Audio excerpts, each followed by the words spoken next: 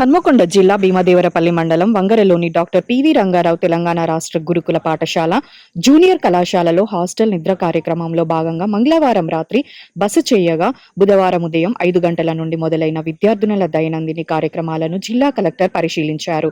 విద్యార్థినులు ఉదయం వేళ వ్యాయామం, యోగా చేయగా కలెక్టర్ పరిశీలించారు. విద్యార్థినులతో కలిసి కలెక్టర్ డైనింగ్ హాల్లో అల్పాహారాన్ని తీసుకున్నారు. విద్యార్థినులతో కలిసి అసెంబ్లీ కార్యక్రమంలో పాల్గొన్నారు. అనంతరం మీడియాతో కలెక్టర్ ప్రావీణ్య మాట్లాడుతూ గురుకుల పాఠశాల కళాశాలలో 95% వరకు వివిధ అభివృద్ధి మౌలిక వసతులు కల్పన పనులు పూర్తయినట్లు పేర్కొన్నారు. 10 రోజుల్లో మిగతా పనులను పూర్తి చేయనున్నట్లు తెలిపారు. జూనియర్ కళాశాల విద్యార్థినులకు జేఈ, నీట్ తదితర పోటీ పరీక్షలు నిర్వహించే మంచి మార్కులు సాధించేలా కృషి చేయాలని ప్రిన్సిపల్ అధ్యాపకులకు సూచించారు. క్రీడలలో రాణించే విధంగా అనేక క్రీడా పరికరాలను ఉన్నాయని, అదేవిధంగా కిచెన్ గార్డెన్ బాగుందని అన్నారు.